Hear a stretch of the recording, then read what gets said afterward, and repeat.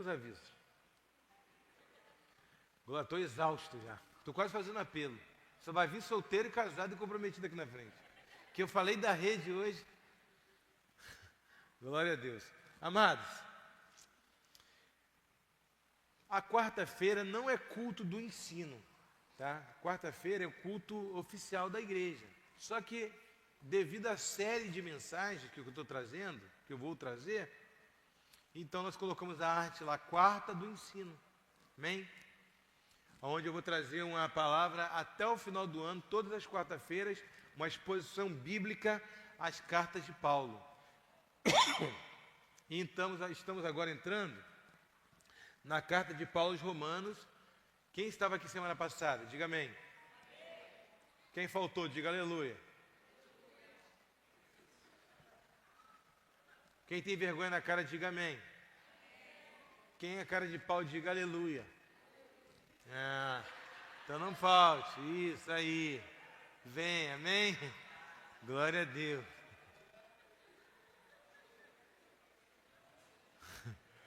Amado. Amado.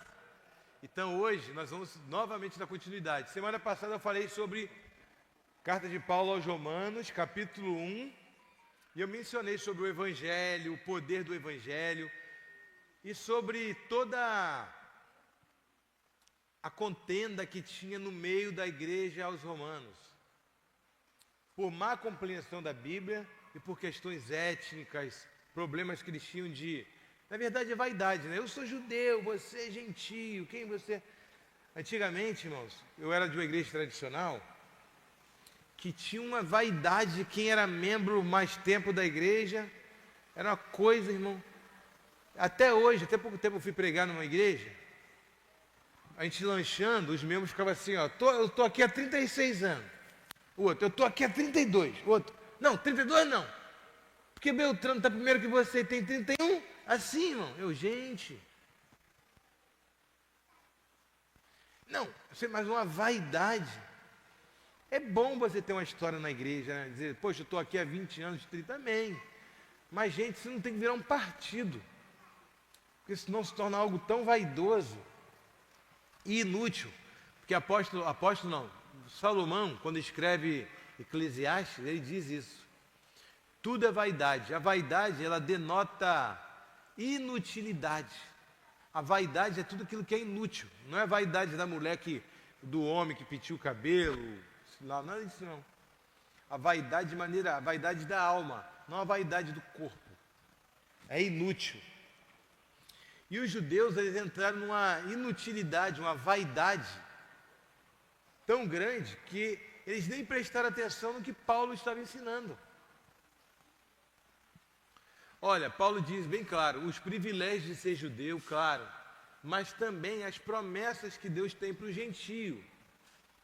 E ouve isso. E por meio dessa vaidade, você passa um capítulo e meio, entra a prostituição, entra a homossexualidade, entra a inveja, contenda, fofoca no meio da igreja. Porque aonde há vaidade, você pode esperar. Não dá muito tempo, aparece o pecado. Quando tu começa a ver um discípulo muito vaidoso, mas não sei o que, o Senhor, aquilo outro falou outro dia, muita vaidadezinha, muito toquezinho, você pode reparar que a pessoa já perdeu o foco. Quando a pessoa está focada em Deus, no poder do Evangelho, ele não tem essas vaidadezinhas tolas, infantis. Quando a pessoa está em jejum, em oração, querendo intimidade com Deus, querendo conhecer Deus, querendo ouvir a voz de Deus, querendo conhecer os mistérios de Deus, não perde tempo com essas vaidades. Agora, quando tu vê a pessoa perdendo tempo, pode esperar. Daqui a pouco, procura saber o líder. Cadê fulano? Apóstolo, caiu em pecado. Ué, não vai levantar não? Está muito desanimado, não quer se levantar mais. É só uma questão de tempo. Então, cuidado, que tudo é uma oportunidade que o inimigo quer. Ele quer uma oportunidade para entrar. E a vaidade, o orgulho, é uma porta escancarada. A vaidade e o orgulho é uma porta muito escancarada para isso. E aí, eu mencionei também um pouco sobre Romanos 1 e Romanos 2. E hoje nós vamos falar sobre Romanos 3, 4 e 5 de maneira muito panorâmica, amém, gente? O que é uma visão panorâmica? Do alto. Você tem uma visão do alto, assim, panorâmica. A gente não vai andar no meio das cartas de Paulo, porque senão vai ficar difícil. Mas eu vou resumir, sintetizar, trazer um entendimento. E dentro dessa exposição bíblica, tentar extrair o máximo do que essas cartas têm para nós nos nossos dias de hoje. O que pode nos afetar hoje, o que pode nos ajudar hoje. Sabendo que é a palavra de Deus, imutável, hein?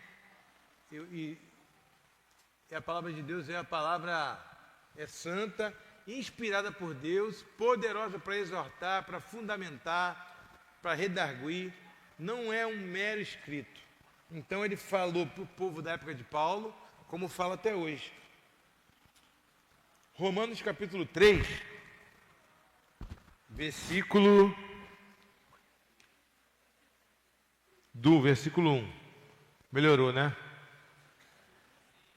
Rapaz, está até ruim para mim enxergar desse olho. Ó. Eu não vi que o negócio caiu. Estou enxergando muito mal aqui. Devido ao AVC também. Estou com muita dificuldade de enxergar com o olho esquerdo.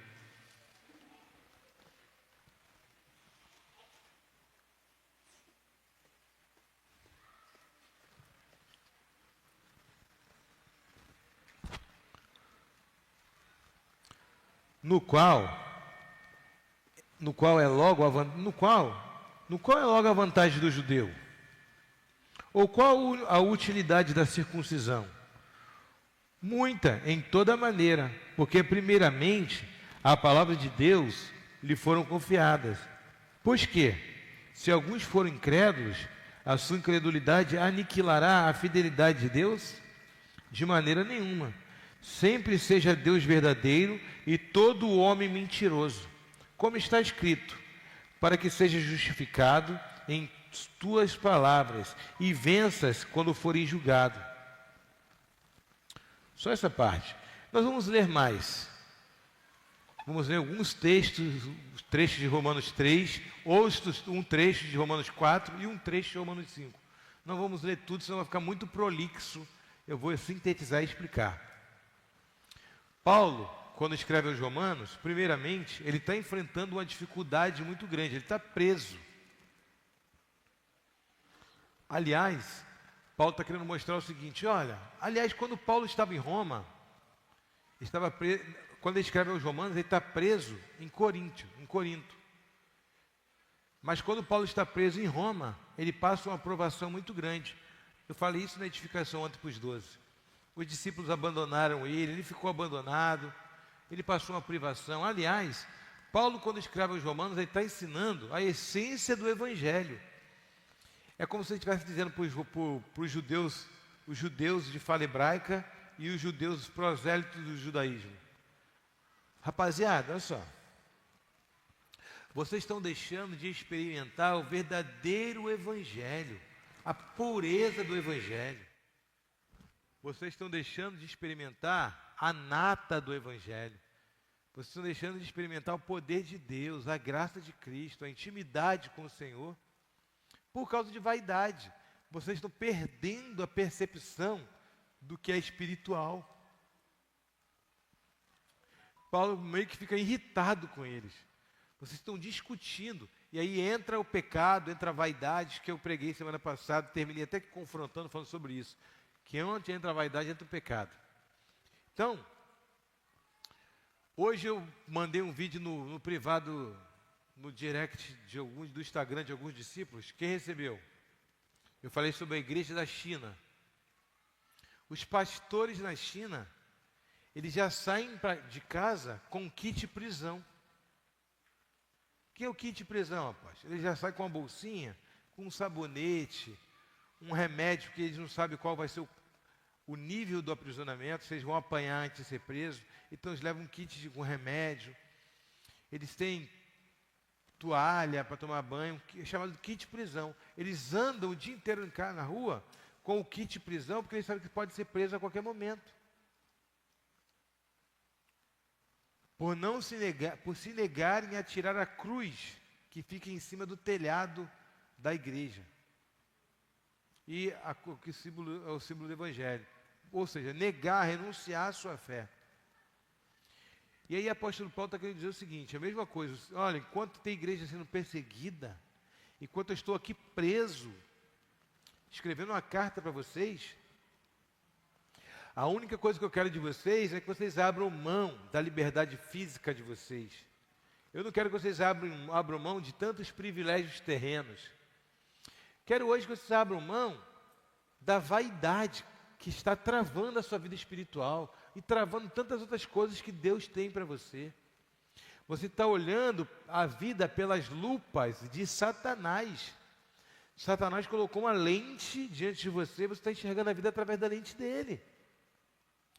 Tem um coração puro, tem um coração mais simples. Para com essa vaidade de querer questionar tudo. Por que que o judeu, por que o gentio, não sei mais o que, irmãos, entraram, tiveram preconceito com Jesus. Cleito, pergunta para um hebraísta, quem é um hebraísta? O hebraísta é o estudante de hebraico. Qual é a língua que Jesus falou? Agora pergunta para um estudante de grego, qual é a língua que Jesus falou? Rapaz, vai ter uma briga que vai ter, se tiver com faca, eles vão dar facada um no outro.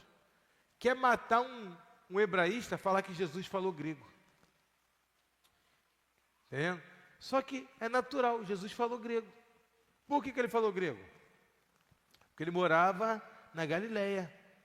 E na Galileia, Galite, que significa o centro das nações, a língua comercial era o grego. E todo mundo conversava, tanto que o Novo Testamento inteiro, praticamente todo, foi escrito em grego.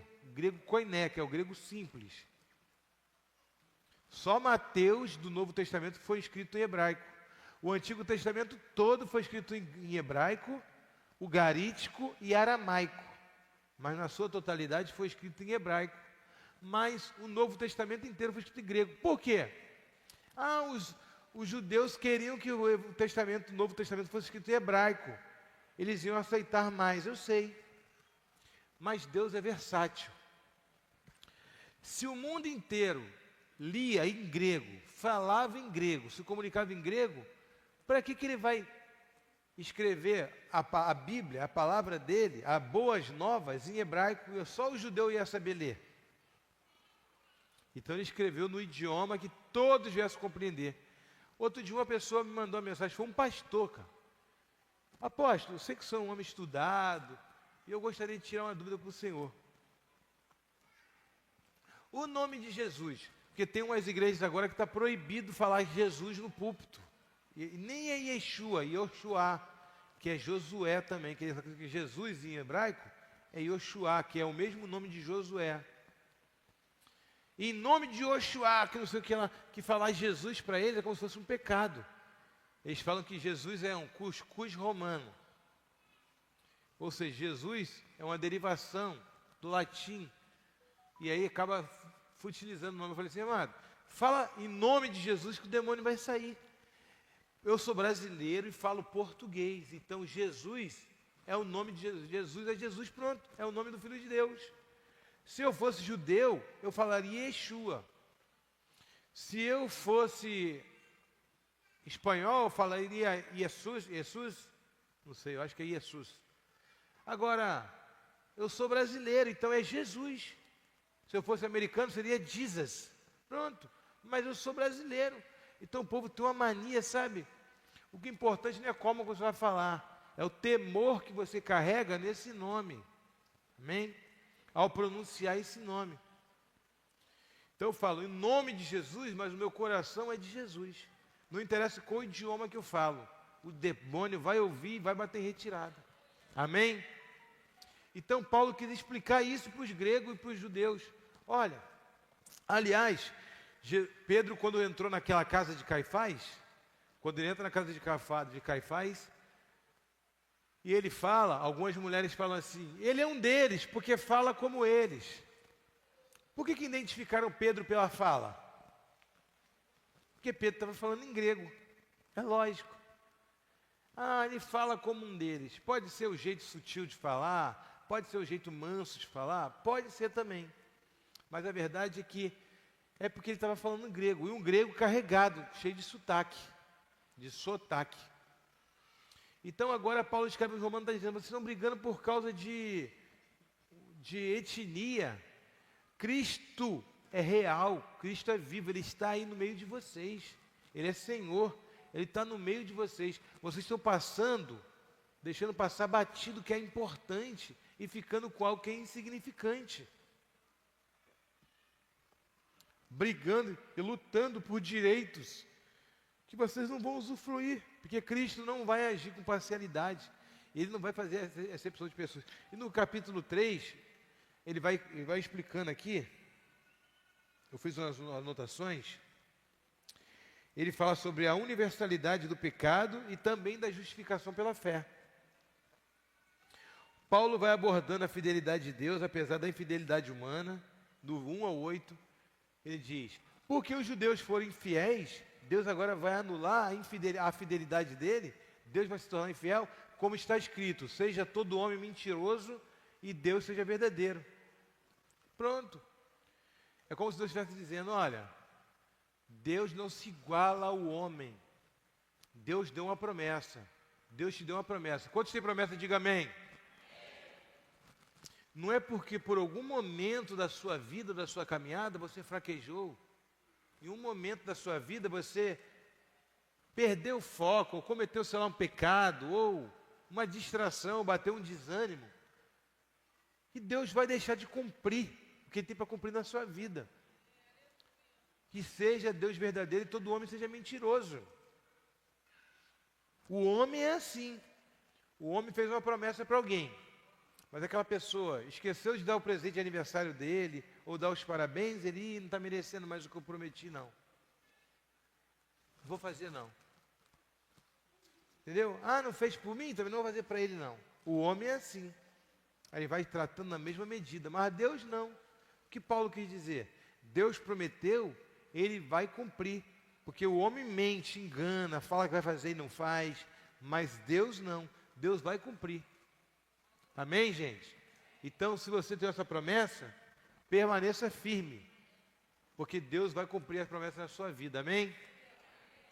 Agora, cuidado com as discussões vãs, cuidado com as facções, cuidado com coisas que podem tirar o teu foco do verdadeiro evangelho.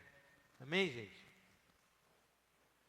A minha avó, ela é um referencial de crente para mim muito grande. Minha avó era. A minha avó não falava mal nem do diabo. Mas, Ivan, por que a senhora não fala mal nem do diabo? Ela falava, semi-analfabeta. Meu filho, não importa o que eu falar do diabo, não vai mudar em nada, ele vai continuar sendo o diabo.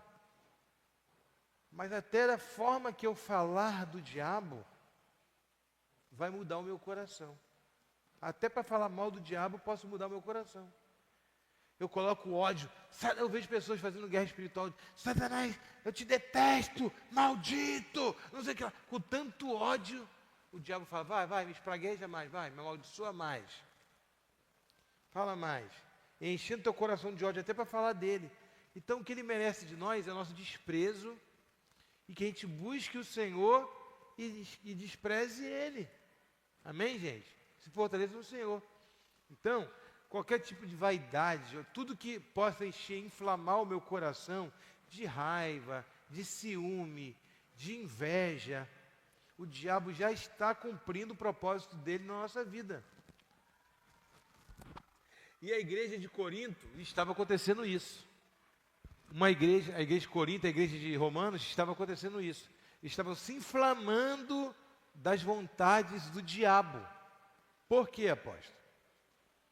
Porque o evangelho, o apóstolo Paulo menciona várias vezes para ele, o evangelho de Cristo é o poder de Deus para a salvação daquele que crê, tanto gentio como judeu. E vocês estão aí deixando de viver o evangelho para disputar para quem merece mais o evangelho. Então pare com isso. Vaidade. E aí no versículo 9 ao 18 de Romanos 3. Amém? Estamos onde? Romanos 3. Repita comigo, Romanos 3. Do Romanos 3, do versículo 9 aos 18, não vamos ler aqui, mas eu deixei anotado. Todos, os judeus e os gentios, estão sob o poder do pecado. E Paulo cita uma série de passagens do Antigo Testamento para demonstrar que não há um justo sequer. Aí ele diz assim, ó, ele cita o Salmo, né? Paulo, quando escreve os Romanos, ele cita: olhei do céu, rodeei a terra, não achei um justo sequer, um que salvasse, não achei um. Aí ele continua dizendo no versículo 16 de Romanos 3, porque todos pecaram e destituídos estão da glória de Deus. Que gostoso poder gesticular, não sei nem para que serve fazer isso com a mão, mas é uma liberdade tão boa. Então, Paulo está dizendo o seguinte: olha, vocês estão querendo disputar, eu sou judeu, eu sou gentio, todos vocês carecem da glória de Deus, estão afastados, estão destituídos. O que une o gentio a Deus e o que une o judeu a Deus é a promessa. Aí ele diz no versículo 3, no capítulo 3, ele fala de Abraão. Veja Abraão,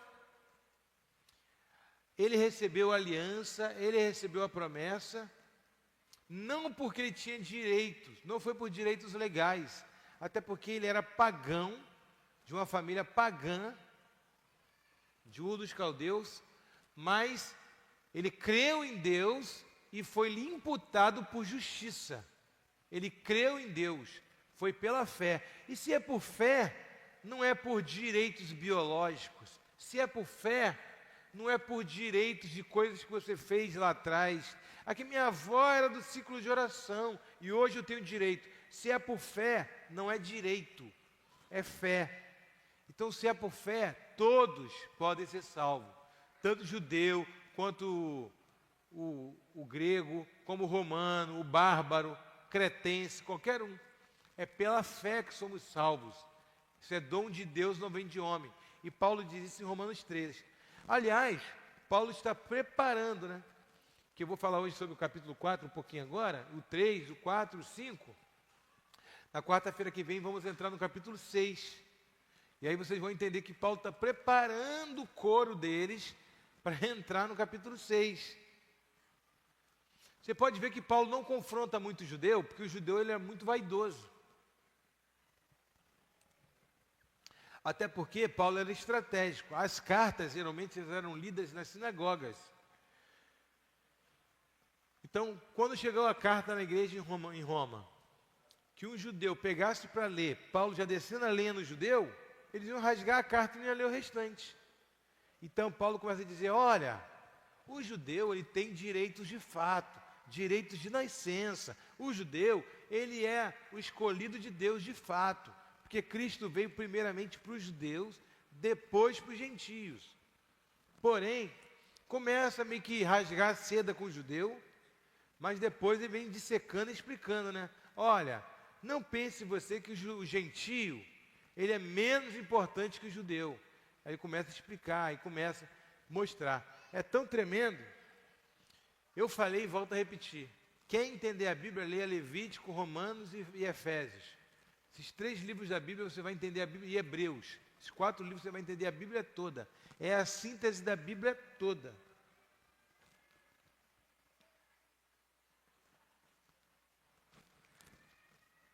E aí, Romanos 3, do 21 ao 31, apóstolo Paulo fala do 21 ao 22 principalmente, ele revela a justiça que não vem da lei, mas vem pela fé em Jesus Cristo. E aí Paulo começa a dizer: olha, a lei, ela só serve para uma coisa. Irmãos, o judeu, ele leva tão a sério a questão da Torá, que Torá em hebraico é escrito com T maiúsculo. Não é escrito com T minúsculo, não. E lei em hebraico não é escrito com L minúsculo. Você pode reparar aí no texto que está escrito com L maiúsculo. Porque para eles é uma ofensa escrever lei com L minúsculo. Eles entendem que a lei é Deus, é o próprio Deus. Então eles estão botando a lei acima de tudo. E Paulo diz, a circuncisão é maravilhosa, porque a circuncisão é a aliança que Deus fez com a descendência de Abraão, biológica, de prosperidade, de proteção, de sabedoria, de tudo. É uma promessa que Deus fez. Porém, Cristo ele veio para transcender pelo véu da sua carne. Ele veio para transcender a promessa biológica. E ele começa a falar, se você acha que você pode viver pela lei, a lei não veio para redimir ninguém. A lei veio para punir. Ao contrário. A lei me mostrou o quanto eu sou pecador. Paulo diz ao Romanos capítulo 3, antes de ter a lei, eu cobiçava a mulher do próximo, mas agora eu sei que é pecado, e eu não posso mais. Então a lei ela veio para me mostrar o quanto eu sou miserável. E quanto eu sou carecido, eu careço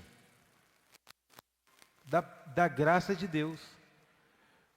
Porque nós temos 613 preceitos na lei, mais 10 mandamentos. O homem, para ser salvo, segundo os padrões judaicos, ele tem que obedecer toda a lei, sem transgredir nenhuma lei. Como que o homem pode ser salvo sem transgredir nenhuma lei? Só na lei do sábado tem mais de 1.500 prescrições. Não é só guardar o sábado. No sábado você só pode andar 1.000 metros fora da sua casa. Você não pode apertar o botão, não pode do elevador. No sábado você não pode acender fogo, cozinhar no sábado. No sábado você não pode usar roupas coloridas ou ficar já justamente para a pessoa não perder o sábado todo procurando roupa no closet. Então você tem que usar a roupa mais simples possível, se possível preta ou toda branca, que é mais fácil a pessoa meter a mão e escolher, para não comprometer o sábado todo escolhendo uma roupa. Então no sábado tem várias prescrições. Então se você quebrar uma prescrição do sábado, você quebrou o sábado todo. Então você merece o que? A morte. Porque aquele que desobedecia a lei merecia a morte. Então é tão tremendo que Paulo diz assim, vocês estão se gloriando de ser judeu? Tudo bem, continue se gloriando. Agora, se eu fosse vocês, eu me apoiaria na graça de Deus. Eu me apoiaria no amor de Deus e na graça. Porque você está se apoiando na lei como judeu. Se você está tão se vangloriando que você é judeu, então você tem que ser o primeiro a guardar a lei. E você vai ser o primeiro a ser castigado e punido pela lei. E já que você quer tanto fazer esse apartheid, afastar os gregos de vocês, porque você sente que são a casta de pessoas preferidas, eu quero dizer outra coisa para você. Eles vão estar desobrigados da lei, vocês vão estar obrigados. Agora, se vocês assumirem a identidade de Cristo e assumirem a graça de Cristo, vocês vão obedecer a lei, mas como um incremento de princípio de bênção, mas não com o peso da obrigação de ter que fazer aquilo ali, senão vocês vão ser condenados. Então escolhem hoje, o que vocês querem, a graça ou a lei? Então Paulo vai preparando o coro deles aqui. E no capítulo 4, o tema é a justificação pela fé, um princípio antigo ilustrado por Abraão, onde ele fala, eu mencionei antes, eu me antecipei, em Gênesis 15, 6. E o texto diz que Abraão creu, ele foi imputado por justiça, porque ele creu, não porque ele fez, ou porque ele sacrificou um animal, mas porque ele creu. Amém?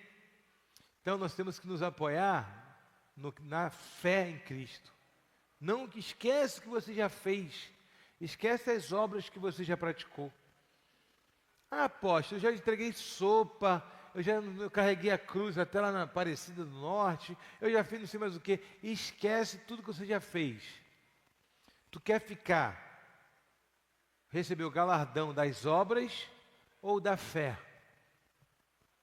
Você pode ter Cristo na sua totalidade.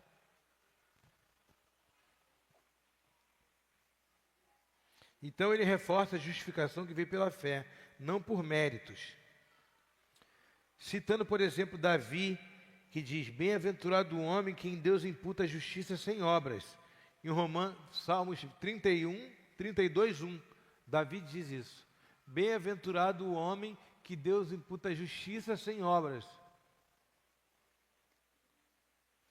E versículo 4 ao 9, o capítulo 4, do 9 a 12, Paulo diz, capítulo 4, do 9 ao 12,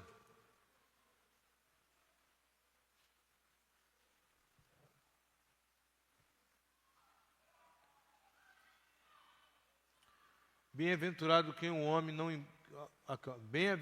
o homem a quem o Senhor não imputa o pecado. Vem, pois, essa bem-aventurança sobre a circuncisão somente, ou também sobre a incircuncisão? Porque dizemos que a fé foi imputada com justiça a Abraão. Agora, e Paulo está mostrando novamente o seguinte: olha, gente, Abraão recebeu uma promessa tendo o corpo já amortecido e idoso pela fé.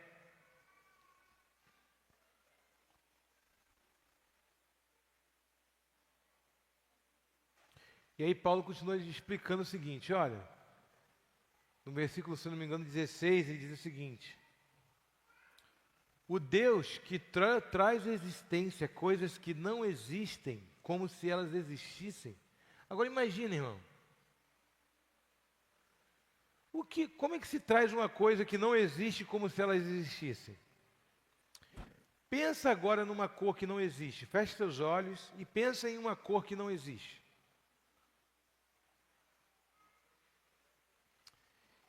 Você vai tentar pensar numa cor que não existe. Ou pense em algo que não existe. Não tem como. Não existe. Não é isso? Agora, Deus diz assim, Deus faz existir algo, traz à existência coisas que não existem para cumprir a promessa dele. O Deus que dá vida aos mortos e traz à existência coisas que não existem como se elas existissem. A questão, irmão, nós temos que começar a ler a Bíblia com autoridade, como a Bíblia, como a palavra de Deus. Amém? Eu sei que o culto de ensino é um culto que é chato para quem não está interessado em aprender. Eu sei, dá até sono, mas segura a onda que a palavra que liberta, amém? A palavra transforma, o ensino alicerça, e aí você começa a receber bênção, crescimento espiritual, aí tu fala, por que isso? Porque tu participou de um culto de ensino da palavra. Teu casamento muda, tua família muda, tudo. E principalmente o teu convívio espiritual com Deus. Irmãos,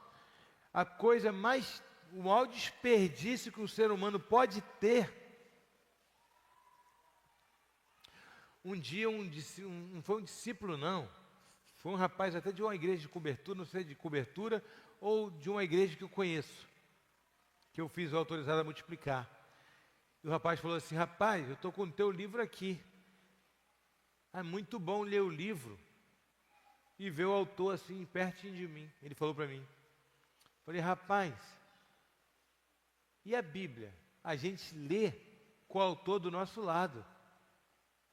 Ele leu um texto da Bíblia, um texto do meu livro, um parágrafo, e eu estava do lado dele. Ele falou, rapaz, eu estou lendo o livro e o autor está aqui do meu lado. E a Bíblia você lê com o Espírito Santo, com Deus aqui do lado, o autor do seu lado, dentro de você. Isso é impressionante. É um privilégio ser cristão, irmão. Os anjos ficam escandalizados com o privilégio que, como criatura, nós recebemos da parte de Deus. É um privilégio muito grande crer num Deus tão grande, tão poderoso e real. Não estou falando algo para impressionar vocês, não, irmão. Estou falando de um Deus que está aqui, que Ele é real.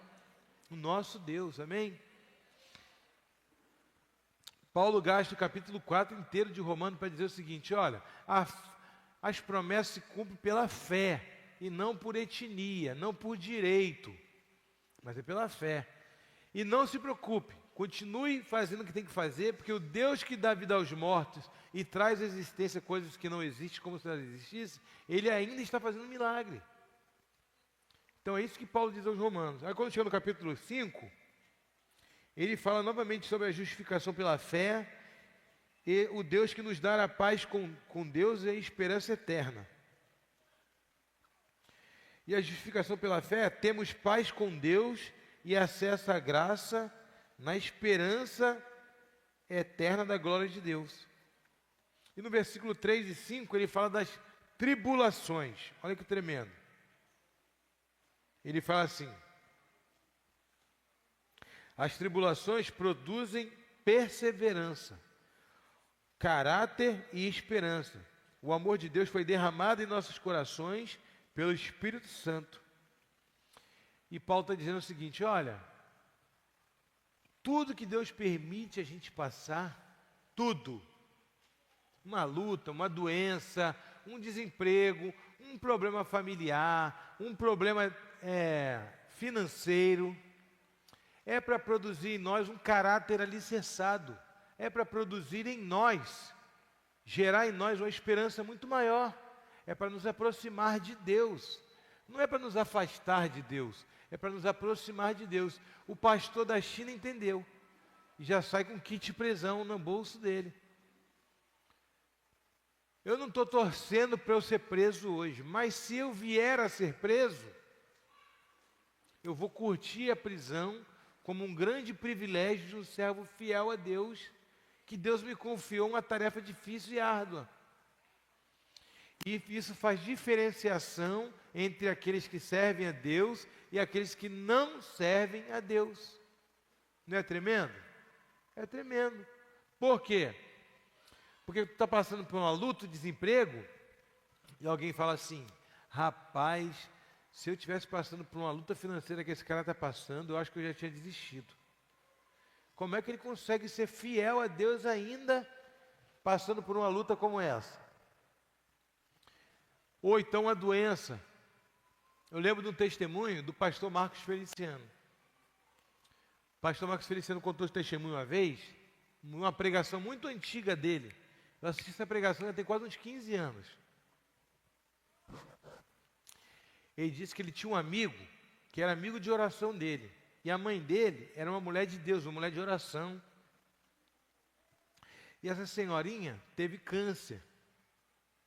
E aí, como ele era muito próximo dela e desse amigo, foi visitá-la no hospital. E aí, ele conversando com o médico falou assim, ó, o tipo de câncer que ela está, é um câncer que traz que arde o corpo inteiro, é uma dor insuportável. Todas as pessoas que adquirem esse câncer, não sobe na caixa, pelo amor de Deus. Faz isso não. Vou pagar a primeira parcela amanhã. Poxa. E aí, o médico disse, todas as pessoas que têm essa doença, ficam o dia inteiro gritando de dor, até a gente aplicar morfina nela. Morfina em uma pomada que diminui a sensação da dor. E essa senhora não grita, ela não faz nada. Aí ele chegou para visitar essa senhora e falou assim, irmã fulana, ele falou o nome da irmã. Por que a senhora não grita? Por que a senhora não chora? Porque o médico falou que, segundo os neurocientistas, quando uma pessoa dá um grito de dor, o grito diminui a dor pelo menos em 30%. É importante gritar, só pode gritar. Ela disse assim, meu filho, eu não posso gritar. Por quê? Porque aquele médico ali, ele perguntou para mim onde que estava Deus. Ele é ateu, ele disse, onde que está o meu Deus que eu estou com câncer desse? Se eu gritar, ele vai achar que o meu Deus não está me fortalecendo. E eu não vou glorificar ele. Então eu não posso gritar. Aí essa senhora morreu. Aí ele disse que foi no enterro.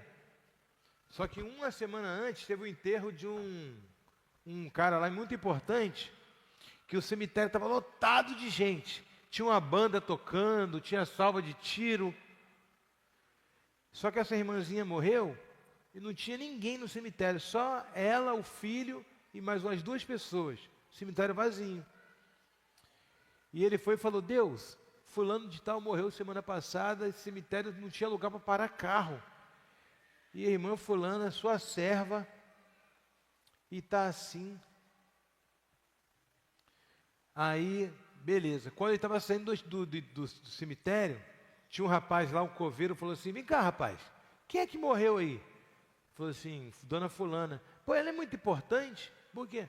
Rapaz, esse tanto de gente de branco aí, esse monte de militar aí, eu nunca vi tanto militar, se não é importante. E estava vendo um anjo do Senhor, entendeu? No físico só tinha 2 pessoas, mas no espiritual Deus mandou milhares de anjos, vai lá sepultar ela. Embora a alma já esteja no paraíso, mas o corpo também é importante, isso é a honraria. Então nós somos honrados por Deus. O melhor de tudo, irmão, é ser conhecido no reino do Espírito, do que ser conhecido no reino físico, amém? O pouco que Deus lhe permitir ser conhecido no reino físico, é para glorificar o nome dele, amém? Porém, é melhor ser conhecido no reino do Espírito. Satanás tem que te conhecer. Os anjos, os demônios têm que te conhecer. E saber a autoridade que Deus te deu. Então a provação que você está passando hoje, isso não te diminui, amém? Se algum discípulo ou não achou que eu fui diminuído porque eu tive um AVC, está com ledo e engano. Agora, quem tem uma visão espiritual entende que uma luta financeira ou física gera peso de glória eterna. Quando a gente continua fazendo o que fazia antes de acontecer, quando você continua louvando, tu louva o Senhor, teu ministério de louvor, você continua louvando mesmo desempregado, as circunstâncias não te fazem parar de fazer o que você faria se não tivesse acontecido nada. Você está glorificando a Deus. E o Deus que está sentado no trono, Ele está te vendo, Ele está me vendo. Porque nós servimos um Deus que está vendo todas as coisas, irmão. Eu estou aqui em cima desse altar. Domingo eu vim andando da igreja, da minha casa para cá. Irmãos, me deu vontade de parar no meio do caminho e chorar. Sem exagero nenhum. Eu senti tanta dor no quadril, de andar assim, mas tanta dor, isso aqui doeu tanto. Eu não estava conseguindo, eu falei: meu Deus, não consigo voltar mais para casa. E a igreja está longe ainda. Volto para casa, eu vou para a igreja, estou com muita dor. Mesmo deu vontade de sentar no meio-fio ali e ficar chorando, esperando alguém passar. Ou ligar para minha esposa: me pega aqui. Mas eu vou fazer o quê? Eu vou parar de fazer o que eu tenho que fazer? Eu não vou parar de fazer o que eu tenho que fazer. Eu vou continuar fazendo o que eu tenho que fazer, porque circunstâncias não podem mudar o que Deus preparou para mim. Seja um problema no casamento, seja um problema com o filho, seja um problema com dinheiro, seja o que for, não pare, porque isso glorifica a Deus, glorifica ao Senhor. Hoje você não entende, mas amanhã você vai entender. Amanhã você vai entender. E Deus vai te mostrar o porquê você teve que passar por isso. Então Paulo escreve aos Romanos, ele diz: olha, a luta, a perseverança é para glorificar a Deus. Só que não é só glorificar a Deus, está gerando em você um caráter firme.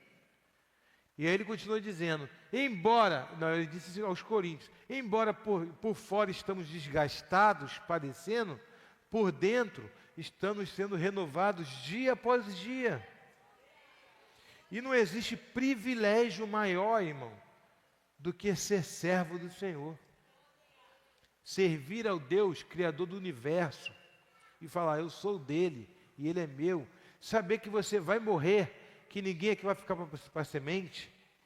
E no dia que você morrer, seus olhos se fecharem nessa terra, que abrir novamente o espiritual, você vai ver ele face a face. Isso é um privilégio, o Criador dos céus e da terra, o Deus Todo-Poderoso. Vamos colocar em pé? Então eu não sei a luta que você está passando, eu não sei a dificuldade que você está passando, persevera no Senhor, porque o Senhor vai te dar vitória. Persevera no Senhor. Deus é leal, Deus é fiel. Ele está aqui nessa noite, irmão. Ele é real. Ele sabe os passos que eu dou. Ele sabe as minhas orações. Antes da palavra vir na ponta da minha língua, Ele já sabia. Então, irmão, não deixa a murmuração entrar, não deixa a reclamação entrar. Fica firme, porque Deus vai te honrar. Mas Ele já tem te dado o que você merece, a presença dEle, a presença gloriosa de um Deus unânime, poderoso, magnânimo. É um Deus que é exaltado. E eu posso hoje, dos reis consagro, eu posso fechar os olhos, tudo falar. que sou. Paizinho, De gratos louvores transborda o meu coração. as galáxias, bilhões de galáxias. A minha vida eu entrego nas tuas mãos, meu Senhor. Ah, mas se Ele fosse teu pai, Pra te exaltar com todo meu amor. a minha maior recompensa será na eternidade. Eu te louvarei conforme a tua justiça e cantarei louvores, pois tu és altíssimo. Morreu ali no Monte Nebo. Celebrarei Ele morreu no Monte Nebo. a ti, E ele implorou. Deus. Eu já chorei lendo essa mensagem. Eu lendo essa passagem, pastor, eu já chorei. Eu vi a aflição de Moisés. Moisés disse: Senhor, por favor, me deixe estar na terra. E Deus disse: para de orar. Deus tirou de Moisés o direito de orar, irmão. Eu achei isso um absurdo. Eu achei um absurdo. Falei: Deus, o Senhor pode tirar até a terra prometida dele, mas tirar o direito de orar? É porque Deus sabe que se Moisés orar, ele iria cumprir, porque ele cumpre, ele promete e cumpre. Então ele fez Moisés parar de orar. Ele falou: não ora mais, nem me pede, porque você não vai entrar na terra. E quando Moisés morre, eu te garanto, quando ele viu os anjos servindo ele, levando ele para Canaã celestial, eu acredito que Moisés olhou e disse: Senhor, muito obrigado por o Senhor não ter me permitido entrar na Canaã física, porque o Senhor é soberano e sabia o que era melhor para mim. Nada se compara, nem olhos não viram, nem ouvidos ouviram, nem nunca penetrou no entendimento humano o que Deus tem separado para nós. Então, não deixe o diabo roubar o teu coração de Deus, colocando murmuração, colocando: se Deus me amasse, eu tinha isso, eu teria aquilo. Se Deus, não associe o amor de Deus com nada terreno, irmão, porque o amor de Deus transcende tudo isso.